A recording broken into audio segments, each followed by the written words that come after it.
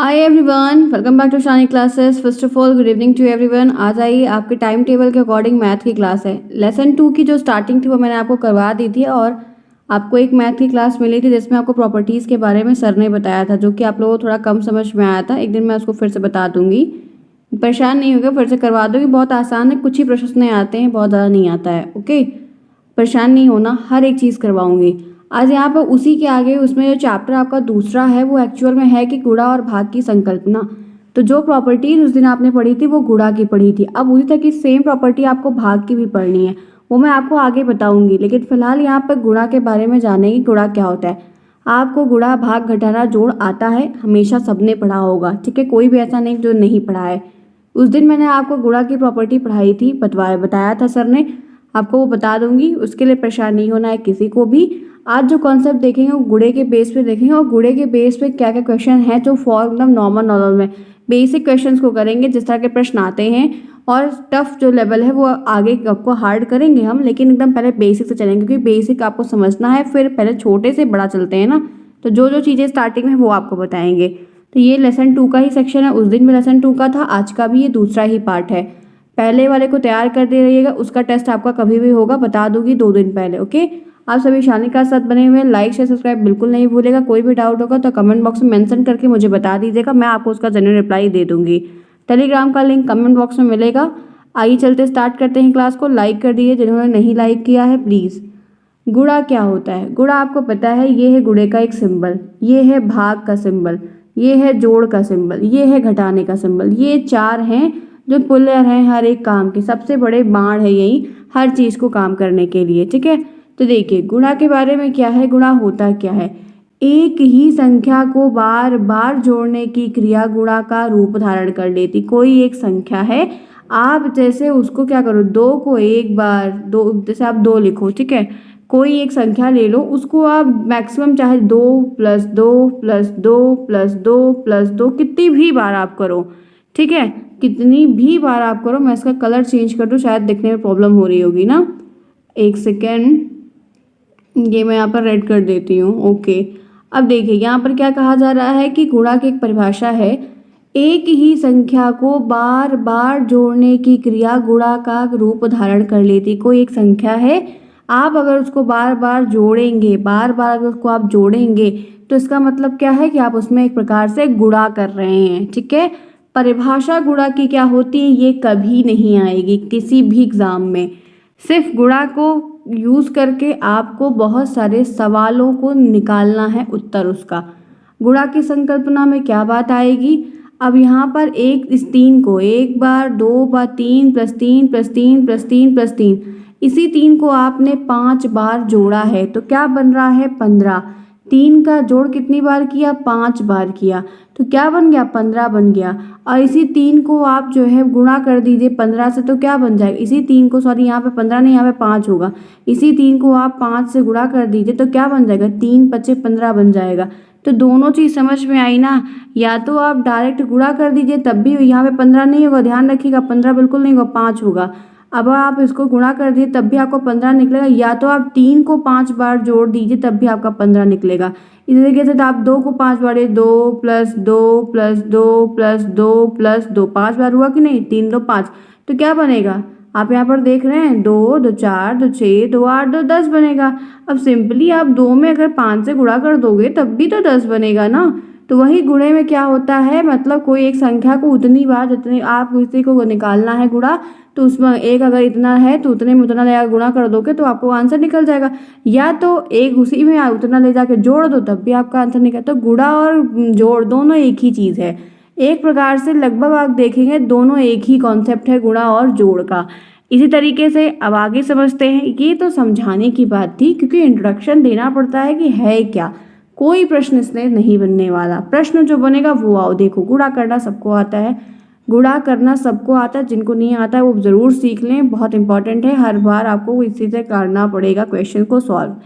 अब गुणे के बेस पे जो सवाल आएगा वो क्या आएगा वो डायरेक्ट देख लो। 5 सवाल मैं आपको आज की इस क्लास में करवाऊंगी, कल मैं आपको फिर जब नेक्स्ट दिन मैथ की क्लास होगी तो फिर करवाऊंगी। तो आपको अभी 5 देखना है, एक काम और करना है आज ही से, यूपी बोर्ड की 5th 6th 7th 8th 9th 10th तक की किताब ले लीजिए, यूपी बोर्ड की मिलती है दुकानों पे, और घर परिवार में होगी तो वो ले लीजिए, या तो नई जाके फ्रेश ले लीजिए, बहुत सस्ती मिलती है आराम से। और या तो सीबीएसई बोर्ड के या तो आईसीएसई बोर्ड के 6th 7th 8th की किताब ले लीजिए अपने छोटे भाई बहन की। उसमें जो जो चैप्टर आपके यहाँ आ रहा है वही वही चैप्टर उनका भी पढ़िए। बहुत सारे सवाल हैं जो आपको हेल्प करेंगे और आपको मदद मिल जाएगी। ध्यान रखिएगा, जो बात कह रही हूँ उसको अभी से नोटिस कर लीजिए, लगाते चलिए, उनकी एक्सरसाइज को सॉल्व करते चलिए, आपको बहुत हेल्प मिलेगी। यूपी बोर्ड वाली किताब सबसे ज़्यादा इंपॉर्टेंट है, ठीक है। 5th से लेकर 10th तक की किताब ले लीजिए यूपी बोर्ड की मैथ की, क्योंकि एससीईआरटी ही बनाता है वो भी, पेपर भी आपका एससीईआरटी की तरफ से बनता है, ठीक।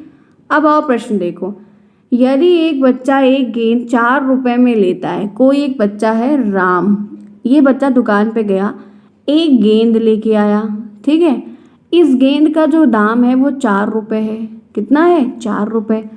तो 3 गेंद कितने में मिलेगी? तो 3 गेंद कितने में उसको, लेकिन राम के 3 दोस्त और हैं राम को छोड़ के, अब उसको 3 गेंद और लेनी है तो कितने मिलेगा? तो जब उसको एक गेंद 4 रुपए में मिली, 3 उसको और लेनी है, तो वो 4 को 3 बार जोड़ दे। 4 4 4 4 8 4 12। आप देख रहे हैं 4 में वो क्या करे, 2 और जोड़ दे, 4 में वो 2 और जोड़ दे, तो कुल गेंद कितनी हो गई? 3 हो गई। हो गई कि नहीं हो गई? तो यहीं पर एक सिंपल सा प्रश्न है कि अगर एक गेंद का दाम 4 रुपए है, तो 3 गेंद अगर किसी बच्चे को चाहिए तो उसका 3 गेंद का दाम कितना होगा? अगर आपको एक गेंद का दाम मालूम है और 3 गेंद का आपसे पूछ रहा है तो आप आसानी से निकाल लेंगे। क्या करेंगे? जो एक गेंद का दाम है और जितनी आपको चाहिए गेंद, उसका गुणा कर दो। 4 रुपए एक गेंद का दाम है, हमको 3 गेंद चाहिए, नंबर ऑफ गेंद 3 चाहिए, तो हम इसमें गुणा कर देंगे, तो तीनों गेंद का दाम कितना आ जाएगा? 12 रुपए। कितना आ जाएगा? 12 रुपए। 4 तिहाई 12। इसी तरीके से आपको यहाँ पर गेंद दिया है, आलू टमाटर में दिया होगा, बगा केले का प्रश्न बनेगा तो दर्जन में मिलेगा। केला हमेशा दर्जन के हिसाब से मिलता है, आधा दर्जन, 1 दर्जन। फल और भी चीज़ें होती हैं और भी कुछ जो है, जैसे आम है, सेब है, तो 1 पाव आधा किलो ऐसा मिल जाएगा क्वांटिटी में, लेकिन दर्जन में केला आधा दर्जन या 1 दर्जन मिलता है, ठीक है। इसी ऐसे चूड़ी है, लड़कियां जो पहनती हैं वो भी चूड़ी आधा दर्जन, 1 दर्जन, 2 दर्जन ऐसे मिलती है, ठीक है। किलो के हिसाब से नहीं मिलती है। चीनी किलो के हिसाब से मिलती, चीनी दर्जन के हिसाब से नहीं मिलती। तो जिसकी जो मात्रा है वो भी ध्यान रखिएगा, नहीं तो गलती कर दीजिएगा, ठीक है। बिल्कुल ध्यान रखिएगा। जैसे अभी प्रश्न आ जाए कि एक दर्जन केला अगर 15 रुपए का है, 1 दर्जन कितने केले होते हैं? 12 रुपए, 12 केले होते हैं कि नहीं होते हैं? तो यहाँ पर आपसे प्रश्न बन जाए कि 1 दर्जन केला अगर 15 रुपए का है तो 3 दर्जन केला कितने का आएगा? तो आपको जब अगर 1 दर्जन पता है तो इस 15 में आप 3 से गुणा कर देंगे। 15 का 15, 15 दूनी 30, 15 तिया 45। तो 1 दर्जन केला अगर 15 रुपए का है तो 3 दर्जन केला 45 रुपए का बनेगा। कितने रुपए का बनेगा? 45 रुपए का बनेगा, ठीक है। आइए आगे चलते हैं। एक क्वेश्चन हो गया होगा, आराम से एकदम बेस्ट है, सबको आता होगा, नहीं आता होगा तो 1-2 बार आइए, देखिए, समझिए, आ जाएगा। दूसरा प्रश्न देखिए, राइटिंग में मत जाइएगा बिल्कुल भी, क्योंकि स्केच से लिखने में आदत नहीं है ना, दिन भर किसी से लिखो, राइट टाइपिंग करो, काम करो, तो मार्कर से लिखने की हैबिट नहीं है, तो इस वजह से स्केच से पेन से लिखेंगे तो हाईलाइट कर देंगे तो दिखेगा नहीं, इसीलिए स्केच से लिखते हैं। तो आपको ये थोड़ा कम राइटिंग को मत जाना, बस समझना कि क्या बताया जा रहा है, ओके। चलिए दूसरा देखिए, यदि एक पुस्तक का मूल्य, एक किताब है, उस पुस्तक का मूल्य 12 रुपए है तो 6 पुस्तक कितने में मिलेगी? गुणे में यही कॉन्सेप्ट आपको सीखना है। अगर एक किताब 12 रुपए की है तो 6 किताब कितने की मिलेगी? बस आप क्या करो, या पहले जोड़ और गुणा कैसे बराबर है, 12 को आप 12 12 12 प्लस 12 प्लस 12 प्लस 12 करके जोड़ दो 6 बार, तब भी आपका आंसर निकल आएगा। और नहीं तो जब आपको एक किताब का दाम 12 रुपए पता है तो 6 का तो आप यूं ही चुटकियों में निकाल लेंगे। एक पुस्तक का दाम 12 रुपए है तो 6 पुस्तक का दाम 12 गुणे 6 बराबर 72, 12 छंग 72। तो यहाँ पर किताब पूछा है, यहाँ पर आपको गत्ते का पूरा सेट पूछ ले, कपड़े का सेट आपको पूछ ले, आपको कुछ और भी पूछ सकता है। तो इस तरीके से आपको यहाँ पर कोई भी प्रश्न आपको बन सकता है, ठीक है। चलिए आगे, आइए, फूल भी जो बिकता है ना वो भी जो है किलो के हिसाब से मिलता है, दर्जन में नहीं मिलता। चलो आ जाओ, तीसरा देख लो। एक यूनिफॉर्म का मूल्य, यूनिफॉर्म ड्रेस समझ रहे हैं ना आप, एक यूनिफॉर्म का मूल्य 1325 रुपये है। कोई एक यूनिफॉर्म है, उसका जो दाम है वो 1325 रुपये है। ठीक है, बड़ा महंगा है अगर यूनिफॉर्म के हिसाब से है तो, इतना महंगा। ठीक है, कोई बात नहीं। एक यूनिफॉर्म का मूल्य 1325 रुपये है, तो 567 67 जो भी बोलते हो, थोड़ा दिक्कतें हो जाती हैं 67 और 67 बोलने में। जो जेन्युइन बात है, सीधी बात बता रही हूँ। ठीक है, बहुत लोगों को बहुत कुछ नहीं आता है, तो यहाँ पर है 567। एक यूनिफॉर्म का मूल्य अगर 1325 रुपये है तो 566 यूनिफॉर्म, 567 यूनिफॉर्म का मूल्य क्या होगा? ठीक है, क्या है प्रश्न? एक का पता है आपको, 567 यूनिफॉर्म का पूछ रहा है, आराम से निकाल लेंगे। इससे पहले के जो दो क्वेश्चन किए थे वही सेम क्वेश्चन यहाँ पर है, सिर्फ क्वांटिटी अलग है और जो सामान है वो अलग है। बाकी क्या कोई पैटर्न चेंज हो रहा है? बाकी क्या निकालने का कोई तरीका चेंज हो रहा है? जी नहीं, सेम सब कुछ है, कुछ भी चेंज नहीं है, बस आपको समझना होगा। मुझे उम्मीद है कि अगर ऐसा प्रश्न कभी भी आ जाए और आपको पता हो तब आप आराम से निकालना पड़ेगा। अब यही चीज़ जैसे यहाँ पर भाग, जैसे आप गुणा कर रहे हो ना, तो गुणे में आपको एक का दाम बता दिया जाए, भाग जब आप करेंगे ना तो इसका दाम बताया जाएगा और एक का निकालने को कहा जाएगा। यही इतना सा फर्क गुणा और भाग में होता है, बहुत माइन्यूट सा फर्क है, समझने का खेल है। जो समझ गया वो बाजी मार गया। बस क्या करना है कि गुणे में आपको क्या करेगा, एक का दाम बता देगा, बाकी शेष का पूछेगा। भाग के कॉन्सेप्ट में आपको ये 567 का दाम बता देगा, एक का पूछेगा, तब आप भाग करेंगे, भाग के संक्रिया को लगाएंगे और भाग के द्वारा निकालेंगे। ठीक है, अब देखिए क्या है, आप लोग भी सॉल्व करिएगा, आसान है फिलहाल। जब एक यूनिफॉर्म का कपड़ा का जो है उसका दाम 1325 रुपया दिया गया है और आपको 567 का पूछ रहा है तो क्या बताओगे? सिंपली है, गुणा कर दो। 1325 में जो एक कपड़े का दाम दिया गया तो उसमें ले जाके 567 से गुणा कर दो, आपका आंसर निकल कर चला आएगा आपके सामने। क्या निकल के आएगा? 7,51,275। क्या है? 7,51,275।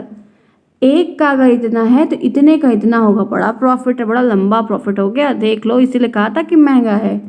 चले आगे, क्लियर है ना? 3 क्वेश्चन करा दिया, 2 और कराऊंगी, कोई प्रॉब्लम नहीं है, बेसिक है, जल्दी जल्दी करवाऊंगी। कल भी आपकी मैं मैथ की क्लास सोची हूँ कि कल भी आपको मैथ के इसी पे और क्वेश्चंस करवाऊँ, नहीं तो पहले इसके बाद भाग वाला बता दूंगी। ठीक है, भाग की संक्रिया वाला जो प्रॉपर्टीज़ है भाग की, जैसे गुणा की सर ने बताया था वैसे पहले भाग की बता दूंगी। ठीक है, गुणा और भाग की, गुणा की बता दिया गया, भाग की बता दूंगी, गुणा की भी करवा दूंगी, फिर लास्ट में आपको तीसरी क्लास जब दूंगी तो गुणा और भाग की सबको मिला के पूरी एक्सरसाइज करवा दूंगी, तो आपका ये कॉन्सेप्ट क्लियर हो जाएगा। और किसी बच्चे ने कहा था वो विभाज्यता वाला जो बताया था उसमें कुछ है नहीं, उसको भी करवा दूंगी। चलिए, उसके 5-6 क्वेश्चन करवा दूंगी। ठीक है, आ जाओ, 4th देख लो। एक मिठाई के पैकेट में 385 मिठाई आती है, मिठाई का एक डिब्बा है, उसमें 385 मिठाई आती है। बड़ा बड़ा बहुत बड़ा डिब्बा होगा भाई, कौन सी मिठाई आती है इसमें? हम तो छोटा छोटा देखें, 1 kilo 2 kilo 3 kilo 2 kilo maximum आता है मिठाई का डिब्बा, 2 किलो से ज़्यादा भी आता होगा, बड़ा बड़ा और आता होगा, 5 किलो तक का कहीं कहीं देखा है। एक मिठाई का पैकेट जो है वो 385 मिठाई आ रही है एक मिठाई के पैकेट में। एक ये मिठाई का डब्बा है बढ़िया वाला, ठीक है, मस्त मिठाई, इसमें आप कह सकते हो कि 385 पीस मिठाई आ रही है। ठीक, अब अगर बात कह रहा है कि 520 पैकेट में कितनी आएगी, 520 पैकेट में कितनी मिठाई आएगी बता सकते हैं? जब एक मिठाई के डिब्बे में, एक मिठाई का डिब्बा है, काजू कतली पतली पतली, सबसे सबसे महंगी, और महंगी क्या कह सकते हैं, और भी आती हैं महंगी होती हैं, बट ये कि सबसे पतली यही रहती है। तो अगर एक मिठाई के डब्बे में 385 काजू कतली की पीसेज आ रही हैं तो 520 पैकेट होगा तो कितनी आएगी? निकाल लेंगे कि नहीं निकाल लेंगे? बहुत आसान है, देखो सिंपल है। जब एक का पैकेट का दाम पता है, एक का दाम बच्चों पता है क्या है कि 385 मिठाई उसमें आ रही है, बहुत ही आसान। कुछ लोगों को ये आसान लग रहा होगा, ये बता मैं इसलिए रही क्योंकि बहुत सारे लोग मैथ छोड़ चुके हैं बहुत टाइम से, बहुत सारे लोग को नहीं आता, इसीलिए मुझे उनको भी तो लेके चलना है। तो इसीलिए मैं उनके लिए भी एकदम रुक रुक कर हर एक चीज़ को बहुत क्लियर बताऊंगी ताकि उन बच्चों का भी लाभ हो जाए। तो जब एक मिठाई के पैकेट में 385 मिठाई आ रही तो 520 में कितना आएगा? सिंपली आप गुणा कर दो। एक का पता है, 385 में 520 से गुणा कर दोगे, आपका आंसर आपके सामने निकल कर आ जाएगा। क्या आएगा? आपका आंसर निकल कर आपके सामने आ जाएगा। गुणा करना इसीलिए आना चाहिए, सही गुणा करेंगे तो आपकी गलती कभी भी नहीं होगी। अगर आप नहीं सही करेंगे तो आपकी गलतियां हमेशा आपके सामने होगी। ठीक है, आपको यहाँ पर ध्यान रख, यहाँ पर क्या आया? 2,02,000 कितनी मिठाई आई? अगर एक पैकेट के मिठाई के डिब्बे में 385 काजू कतली की पीसेज आती है तो 520 अगर मिठाई का डिब्बा उसी समय पैक होगा, मतलब तो वहाँ पर 2,02,000 पीस मिठाइयाँ आएंगी। सोच सकते हैं आप? So yummy. ठीक है, मुझे थोड़ी कम पसंद है फिलहाल के लिए। आगे आओ, चलो चलें आगे, 5th पे आ जाओ। 5th में क्या है? एक पानी के टैंक में 325 लीटर पानी आता है। पानी का एक टैंक है, उसमें 325 लीटर पानी आता है। पानी, तेल, घी सब लीटर में नापा जाता है। ठीक, किलो में मत नाप देना कभी भी, ध्यान रखना। जिसका सबका जो मेजरमेंट का नपना है वो सही होना चाहिए। अगर एक पानी के टैंक में 325 लीटर पानी आता है तो ऐसे अगर 74 टैंक आपके सामने होंगे तो कितना लीटर पानी आएगा? एक पानी का टैंक आपके घर में है, आप इमरजेंसी के लिए उसमें 325 लीटर पानी स्टोर करके रख लिए हो। अगर इस तरीके से आपके पास 75 टैंक हो तो कितना पानी आप स्टोर करके रख लोगे? यही प्रश्न आपसे पूछा जा रहा है।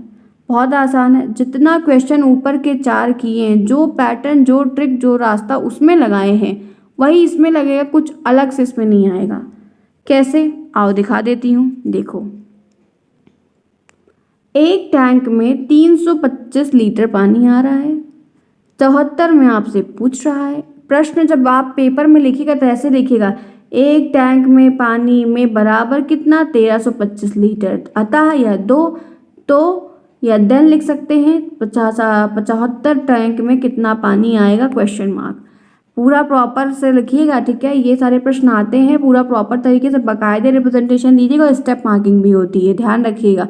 ठीक है, स्टेप मार्किंग नंबर मिल जाएगा, एकदम सही सही लिखिएगा पूरा बकाया, ताकि समझ में आए कि पेपर में क्या लिखा गया है, बच्चे ने क्या सॉल्व किया है। तो जब यहाँ पर एक का पता है, 74 का बताना है, तो गुणा कर दो जो ऊपर कर रहे थे। 1325 में 74 से आप गुणा कर दोगे तो आपका आंसर निकल कर आ जाएगा 98,050। ठीक है, गलती मत करना। ठीक है, इतने लीटर यहाँ पर पानी भी आएगा, 98,000 लीटर पानी उसमें आएगा टंकी में। कितनी टंकी में?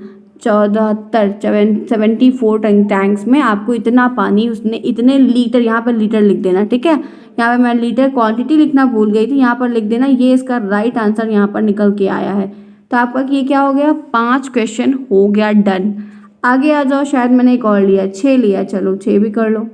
क्या है देखो, एक बस के साथ 52 यात्री को यात्रा पर ले जा। कोई एक बस है जो जब एक बार जाती है तो उसमें 52 सीट है। ठीक, 52 सीट का मतलब है कि 52 यात्री ही जा पाएंगे।